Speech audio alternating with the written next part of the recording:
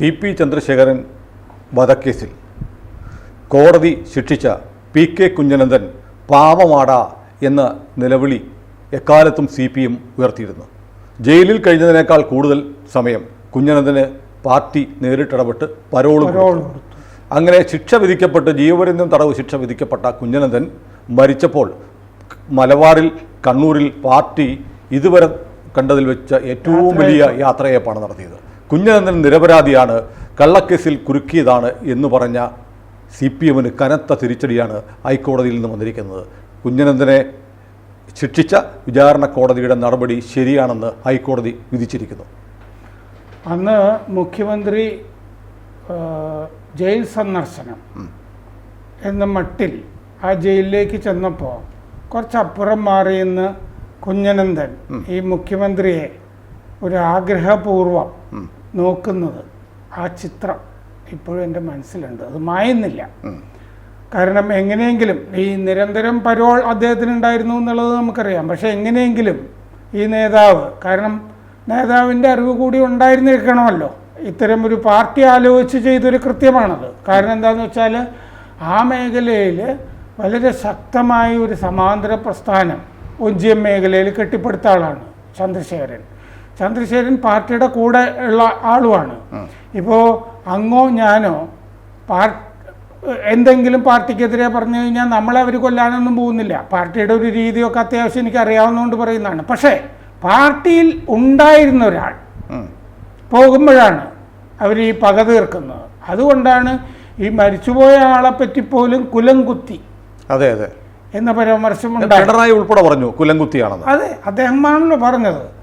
അപ്പോൾ ഈ ജഡത്തിനോടെങ്കിലുമൊക്കെ അല്ലെങ്കിൽ മരിച്ച ആളുകളോട് അവരുടെ സ്മരണയോടൊക്കെ ആദരവ് കാണിക്കുക എന്നൊക്കെയുള്ള മനുഷ്യപ്പറ്റ് ഉള്ള സംഭവങ്ങളൊക്കെ ഉണ്ട്. ഇത് ടി.പി. ചന്ദ്രശേഖരൻ്റെ കാര്യത്തിൽ അതുപോലും നമ്മൾ കണ്ടില്ല. 51 വെട്ടി നിഷ്ഠൂരമായി കൊലപ്പെടുത്തിയതിന് ശേഷവും അദ്ദേഹം കൊല്ലപ്പെട്ടത് വേറെന്തോ അവിഹിത ഇടപാടിന് പോയപ്പോഴാണെന്ന തരത്തിലുള്ള ഒരു പ്രചാരണം പോലും ഈ പാർട്ടി നടത്തി. ചന്ദ്രശേഖരനെ മാത്രമല്ല കൊന്നത്, പിന്നീട് നിരന്തരം അദ്ദേഹത്തിൻ്റെ ഓർമ്മകളെ കൊന്നുകൊണ്ടിരുന്നു. അതെ, അദ്ദേഹത്തിൻ്റെ വിധവയെ നിരന്തരം ആക്രമിച്ചുകൊണ്ടിരുന്നു, പലതും പറഞ്ഞിട്ട്. അവർക്ക് ആ കാലത്ത് ആശ്വാസം ഉണ്ടായിരുന്ന ഒരാൾ VS ആണ്. അദ്ദേഹം ഒരു പ്രത്യേക ദിവസം, അതായത് ആ ഉപതെരഞ്ഞെടുപ്പ് നടക്കുമ്പോൾ അതിൻ്റെ ഫലം വരുന്ന ദിവസമോ മറ്റേ ചന്ദ്രശേഖരന്റെ വീട് സന്ദർശിച്ചോ ഒക്കെ വലിയ ചിത്രം ഓർക്കുന്നുണ്ട്. VS അവരോട് ചേർത്ത് നിർത്തി അദ്ദേഹത്തിന്റെ കണ്ണട വഴുതി മാറി നിൽക്കുന്ന ഹൃദയസ്പർശിയായ ഒരു ചിത്രം മലയാളികളുടെ മനസ്സിലുണ്ട്. അതെ, പാർട്ടിയിലെ വലിയ വിഭാഗീയത കത്തിപ്പടർന്ന് അങ്ങനെ മലബാറിൽ പോലും ഒക്കെ പല ചേരികളൊക്കെ ആയിട്ട് കിടക്കുന്ന സമയത്താണല്ലോ ഈ ചന്ദ്രശേഖരൻ പാർട്ടി വിട്ടുപോകുന്നതും അദ്ദേഹത്തിനെ തീർക്കുന്നതും. അങ്ങനെയാണല്ലോ പറയുന്നത്, തീർത്തുകള എന്നാണല്ലോ പറയുന്നത്. അങ്ങനെ തീർത്ത് കളഞ്ഞിട്ടും അതിൽ നിന്ന് രക്ഷപ്പെടാം.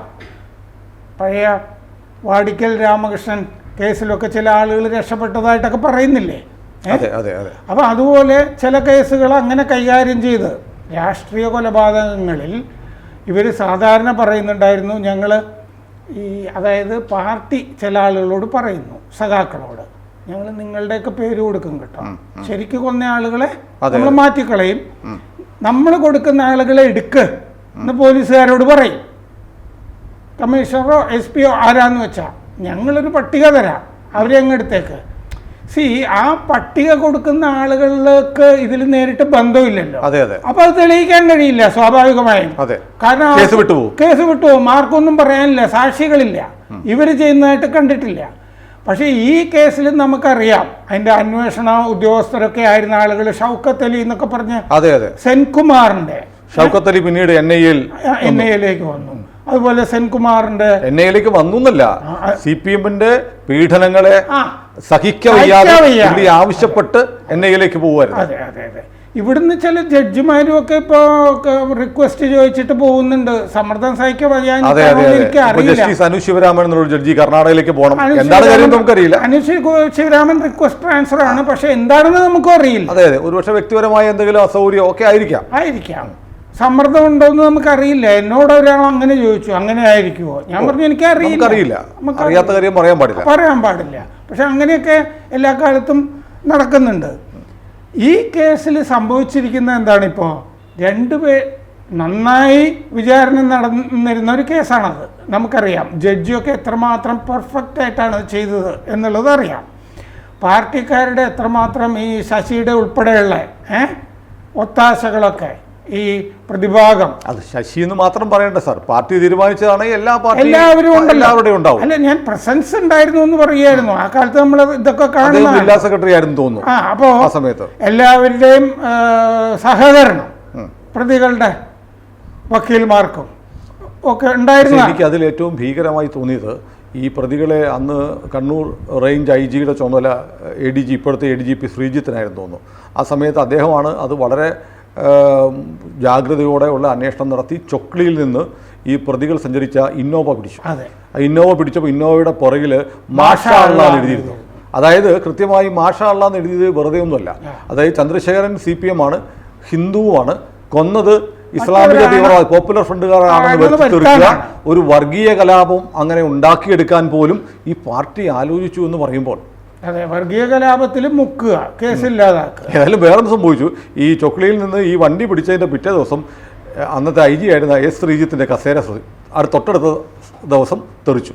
അതെ, അങ്ങനെയും ഒരു കഥ ഇതിനകത്തുണ്ടെന്ന് തോന്നുന്നു. പിന്നെ ഈ മറ്റേ വലിയ സഖാക്കളുണ്ടല്ലോ, കിർമാണി മനോജ്, കൊടി സുനി, വലിയ നേതാക്കളാണല്ലോ ഇവരൊക്കെ. അല്ല സാർ, ഞാൻ നോക്കുന്നൊരു കാര്യം, ഇതിനകത്ത് ഈ ആദ്യത്തെ 10 പേർ, ഈ കർമാണി മനോജ്, കൊടി സുനി, അനൂപ്, ഗിരീഷ് എന്നൊക്കെ പറയുന്നവരെ ഉൾപ്പെടുന്ന കൊടും ക്രിമിനൽ, രാമചന്ദ്രൻ ഉൾപ്പെടെ ആ കൂട്ടത്തിലാണ് PK കുഞ്ഞനന്ദൻ. അതായത് ഇതിന് മേൽനോട്ടം വഹിക്കാൻ പാർട്ടി ചുമതലപ്പെടുത്തിയ ആസൂത്രണത്തിൻ്റെ ആളായിരുന്ന അദ്ദേഹവും കൂടെ ഉണ്ടായിരുന്നു. അങ്ങനെയായിരുന്നു 10 പേരെ നേരിട്ട് പങ്കുവഹിച്ച 10 പേരെന്ന് കണ്ട് കീഴ്ക്കോടതി, വിചാരണ കോടതി അവരെ ലൈഫ് ജീവപര്യന്തം ശിക്ഷിച്ചത്. അതിനെതിരെയാണ് ഈ പ്രതികൾ ഹൈക്കോടതിയെ സമീപിച്ചത്. അതെ, കുഞ്ഞനന്ദന്റെ ഫാമിലിയും വന്നു. അതായത് അദ്ദേഹം മരിച്ചുപോയി, മരണശേഷമെങ്കിലും ഈ കൊലയാളി എന്നുള്ള പരിവേഷമൊന്നും മാറ്റി കിട്ടാൻ വേണ്ടിയാണ് ഹൈക്കോടതി പരിഗണന കിട്ടുമല്ലോ. അപ്പോൾ കോടതി പറഞ്ഞു ഇവർക്ക് നേരിട്ട് പങ്കുണ്ട്, ഇവരെ ഒഴിവാക്കാൻ പറ്റില്ല എന്ന് പറഞ്ഞ് അവരുടെ ശിക്ഷ നിലനിർത്തുകയും KK കൃഷ്ണൻ, ജ്യോതി ബാബു എന്ന് പറയുന്ന നേരത്തെ വെറുതെ വിട്ട 2 പേരെ കൂടി ശിക്ഷിക്കാൻ തീരുമാനിക്കുകയും ചെയ്തു. അപ്പോൾ ഹൈക്കോടതിയുടെ വിധിയുടെ ഗ്രാവിറ്റി അത് CPM-നെ സംബന്ധിച്ച് അതിമാരകമായ ഒരു അടിയാണ്. അതായത് മറ്റേ വിചാരണ കോടതി സംശയത്തിന്റെ ആനുകൂല്യം കൊടുത്ത 2 പേർക്ക് പോലും പങ്കുണ്ടെന്ന് പറയുന്നു.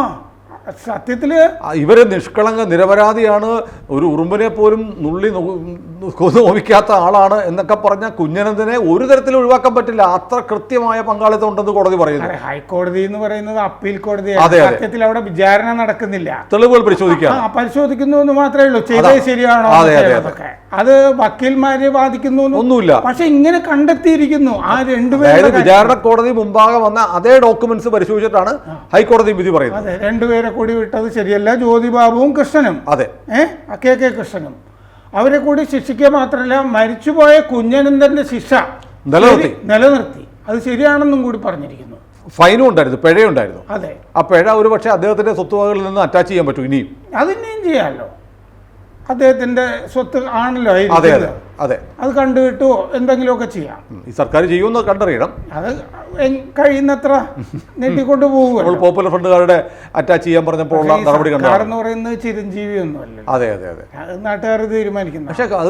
പക്ഷേ എതിർ കക്ഷികൾക്ക് കോടതിയെ സമീപിച്ചിട്ട് അത് ചെയ്തിട്ടില്ല എന്ന് പറഞ്ഞാൽ കോടതിയുടെ ഇടപെടലുണ്ടാവും. എന്തായാലും 2 സുപ്രീം കോടതിയിൽ പോവാന്നുള്ളതാണല്ലോ. ഇനി നമ്മൾ ഈ 51 വെട്ടിനെ കുറിച്ച് പറയാറുണ്ട് സാർ. പക്ഷേ 57 വെട്ടുള്ള ഒരു കൊലപാതകം കണ്ണൂരിൽ ഇതിനു മുമ്പ് നടത്തിയിട്ടുണ്ട്. ഇതിലും നിഷ്ഠൂരമായിരുന്നു.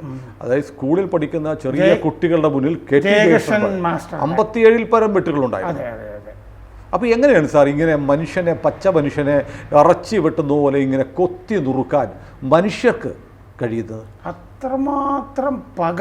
അതായത് നമ്മൾ ഈ ഇസ്ലാമിൻ്റെ കാര്യം പറയുമല്ലോ, ഈ മദ്രസ കാലം മുതൽ മറ്റു മതസ്ഥരെ വെറുക്കാൻ പഠിപ്പിക്കുന്ന ഒരു പ്രത്യയശാസ്ത്രം ആ മതത്തിനുണ്ട് എന്ന് പറയുമല്ലോ. ഒരു മതത്തിൻ്റെ പ്രത്യയശാസ്ത്രം എന്ന് പറയുന്നത് പോലെയാണ് ഇവരുടെയും പ്രത്യയശാസ്ത്രം. അതിൽ ഈ കിൽ ദ ഇൻഫിഡൽസ് എന്ന് മറ്റേവർ പറയുന്നത് പോലെ ഇവരും പറയാണ് ഈ ശത്രുക്കളെ കൊന്നുകളയുക എന്നുള്ളത്. പക്ഷേ സാർ, ഇവരെല്ലാം പറയുന്നത് നമ്മുടെ സാംസ്കാരിക നായകരും ദീപാ നിശാന്തിനെ പോലെയുള്ളവരൊക്കെ പറയുന്നത് കമ്മ്യൂണിസം, മാർക്സിസം എന്നൊക്കെ പറഞ്ഞാൽ മനുഷ്യ സ്നേഹത്തിൻ്റെ പര്യായമാണ്. ഇങ്ങനെയാണോ മനുഷ്യനെ സ്നേഹിക്കുക?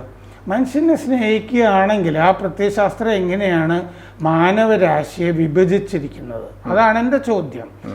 നിങ്ങൾ തൊഴിലാളിയും മുതലാളിയുമായിട്ട് ലോകത്തിന് രണ്ടായിട്ട് വിഭജിച്ചിരിക്കുകയല്ലേ?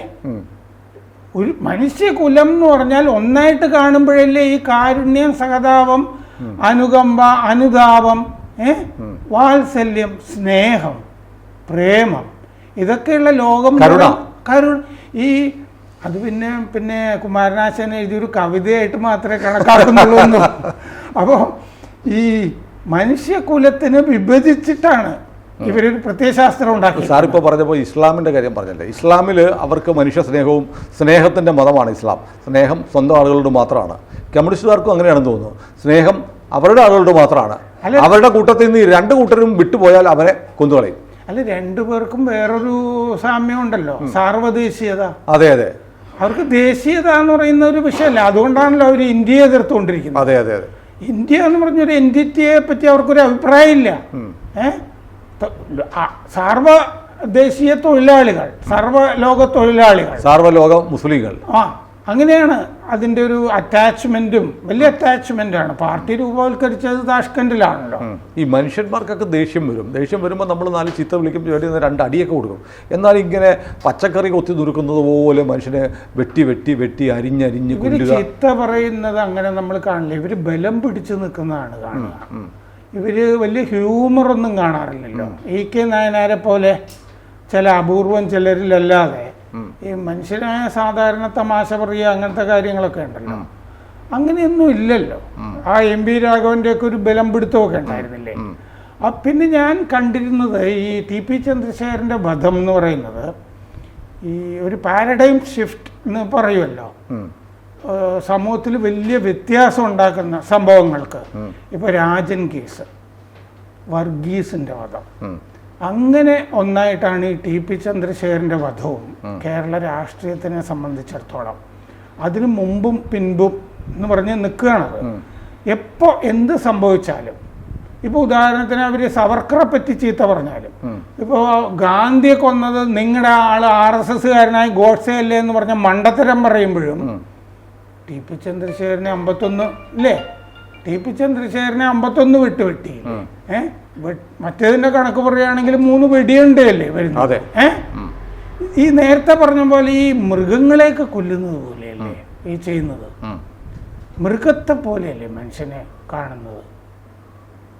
എന്നിട്ട് ഇവര് മാനവികതയെ കുറിച്ച്, മനുഷ്യ സ്നേഹത്തെ കുറിച്ച് കഴിഞ്ഞിട്ടും വിട്ടു. അതെ അതെ അതെ, മരിച്ചതിന് ശേഷവും ജഡത്തിനെ വിട്ടു, ബന്ധുക്കളെ കൊല്ലും, മനസ്സുകൊണ്ട് അല്ലേ, അയൽക്കാരെ കൊല്ലും, ആയുധമില്ലാതെ, ഊരുവിലക്കും, അവർക്ക് ചടങ്ങുകളിൽ പങ്കെടുക്കാം. എന്നിട്ട് നമ്മൾ മാനവികത, കാരുണ്യം, മനുഷ്യ സ്നേഹം ഇതിനെക്കുറിച്ചൊക്കെ പാട്ട് പാടും. ഇവിടെ നമുക്ക് ഈ KK രമയെ സമ്മതിക്കാതിരിക്കാൻ വയ്യ. അവരെല്ലാം തകർന്ന സ്ഥലത്ത് നിന്ന് അതെ ഭയങ്കര ഒരു പോരാട്ട വീര്യവുമായിട്ട് വന്നിട്ടേ അതെ അതെ ലോകത്തിലെ എല്ലാ വിധവകൾക്കും മാതൃക എന്നുള്ള പോലെ ചില യൂറോപ്യൻ രാജ്യങ്ങളിലൊക്കെ, ഹംഗറി പോലത്തെ സ്ഥലങ്ങളിലൊക്കെ ചില വിധവകളൊക്കെ ഇങ്ങനെ വന്നതായിട്ട് ഞാൻ ചരിത്രത്തിലൊക്കെ. ഇപ്പോൾ റഷ്യയിലെ പ്രതിപക്ഷ നേതാവായിരുന്ന അവരുടെ ഭാര്യ നടത്തുന്ന ഒരു പോരാട്ടം. അതെ, അങ്ങനെ പല സ്ഥലത്തും ഈ പാർട്ടി കുടുംബങ്ങളിലുള്ളവർക്ക് അങ്ങനെ ഉണ്ടാവുമല്ലോ. അതെ, അതായത് അങ്ങനെ കൊല്ലുമ്പോൾ ഈ പാർട്ടിയിലാണോ നമ്മൾ നിന്നത് ഇത്രയും കാലം എന്നുള്ള തോന്നൽ അവർക്കും ഉണ്ടാവുമല്ലോ. KK രമയെ കുറിച്ച് സാർ പറഞ്ഞത് ശരിയാണ്. നമ്മുടെ ഏതെങ്കിലും ഒരു രാഷ്ട്രീയ നേതാവിനെ കണ്ടാൽ നമുക്ക് ഹൃദയപൂർവ്വം എഴുന്നേറ്റ് നിൽക്കണമെന്ന് തോന്നുന്നുണ്ടെങ്കിൽ അത് KK രമയെ കാണുമ്പോൾ മാത്രമാണ്.